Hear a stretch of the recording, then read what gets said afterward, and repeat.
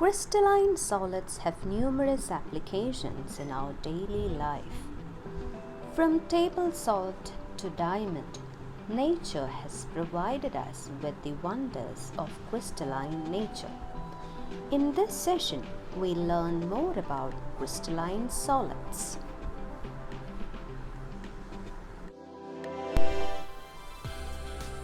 Classification of crystalline solids. Based on the type of particles and the intermolecular forces, crystalline solids are classified into molecular solids, ionic solids, metallic solids, and covalent solids.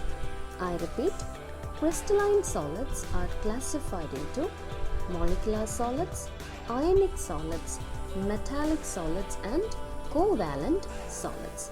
First, let us see what are molecular solids. Molecular solids are again divided into non-polar, polar, and hydrogen bonded molecular solids. What are these non-polar molecular solids? The constituent particles are either atoms or molecules having non-polar covalent bonds. Example for atoms: noble gases like argon, helium, etc. You look at this figure, helium. The only interaction between the helium atoms in helium gas is the London forces or dispersion forces. You have learned about dispersion forces last year. Now look at this figure. This is a figure showing oxygen molecules. You can see the oxygen molecules. And an oxygen molecule is bound by simple covalent bond. Other examples for such non-polar molecules are hydrogen, nitrogen, iodine, chlorine, etc. And even carbon dioxide can be considered as a non-polar molecules because it do not have a net dipole moment. The only interactive forces that exist between these non-polar molecules are the London forces or dispersion forces. To speak more about the solids, they are soft solids and non-conductors of electricity. They have low melting points and are usually liquids or gases at room temperature and pressure. We have already seen the examples. Noble gases, they are gases at room temperature and pressure. Nitrogen, hydrogen, oxygen, chlorine, iodine, they are all either gases, and bromine is another example. It is a liquid at room temperature. So these substances in their solid state, they are examples for non-polar molecular solids. Next we can see what are polar molecular solids. The constituent particles are polar molecules like ammonia, sulfur dioxide, hydrogen chloride, etc. Look at this figure. You can see hydrogen chloride molecule with a partial positive charge at hydrogen and the partial negative charge at chlorine. This charge separation is due to the electronegativity difference between hydrogen and chlorine. Chlorine, being more electronegative, pulls the shared pair of electron towards itself, developing the partial negative charge. So such molecules having charge separation are known as polar molecules. Now the intermolecular forces of attraction that exist between these polar molecules is known as dipole-dipole interaction.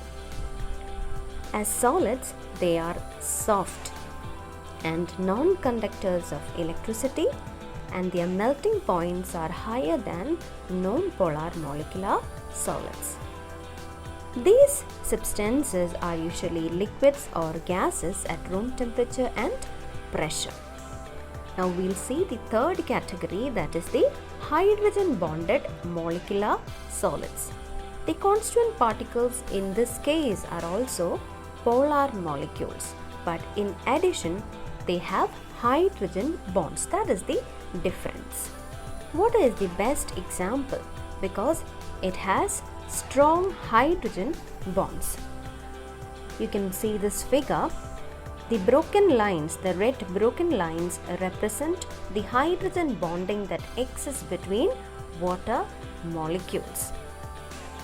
To speak more about the nature of hydrogen bonded molecular solids, the intermolecular forces of attraction is hydrogen bonding itself, and as solids they are non-conductors of electricity.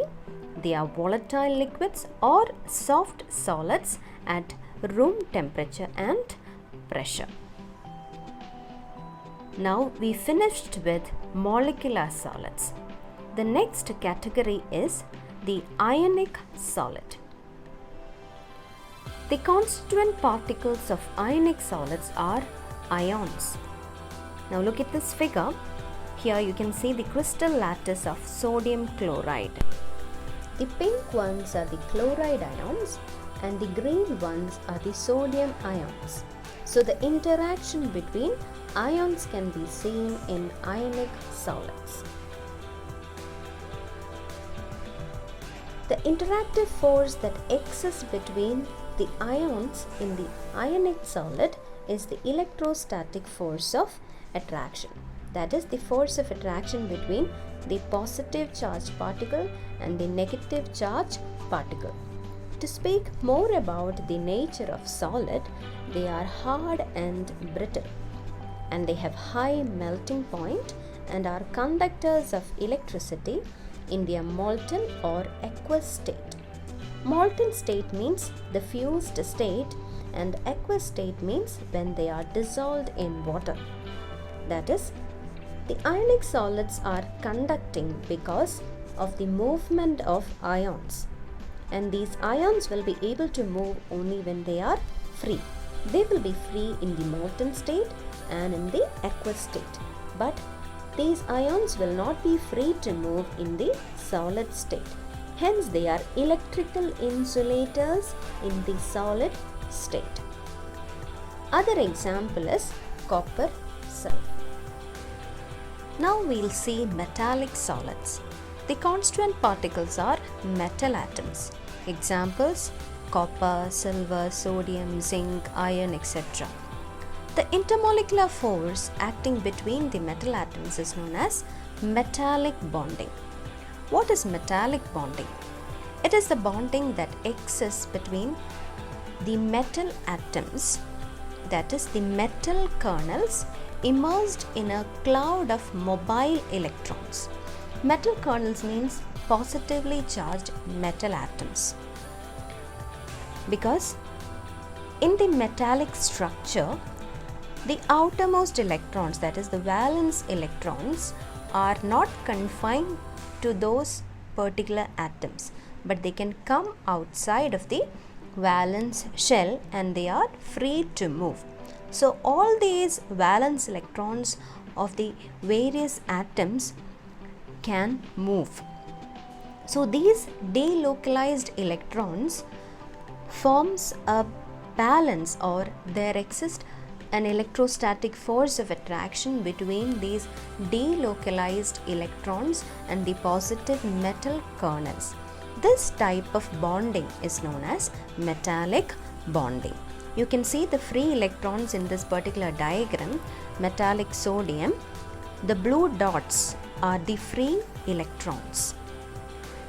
Now, the properties of these metallic solids are that they are strong conductors of heat and electricity, and this is due to the presence of free electrons.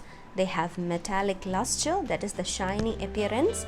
They are malleable and ductile.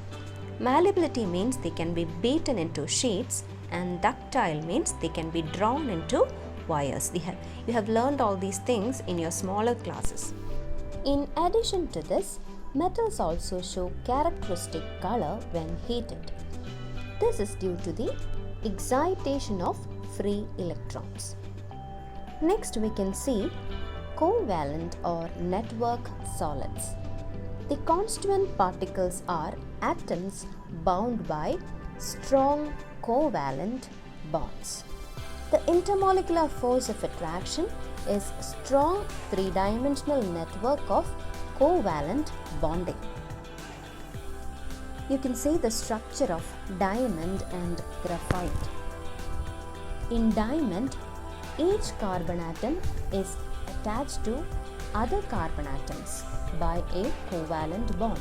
So there are 4 covalent bonds formed by a single carbon atom. Whereas in the case of graphite, 3 of its valence electrons are used for covalent bond formation, but one of them is free to move.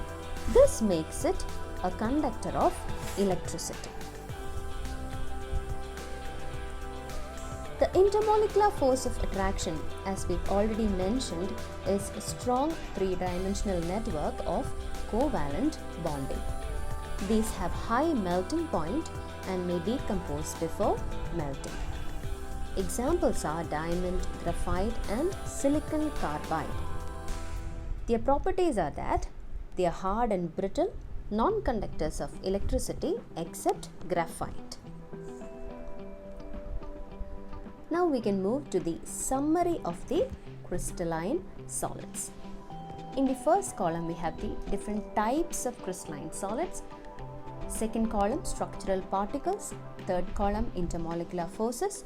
Typical properties in the fourth one, and finally examples.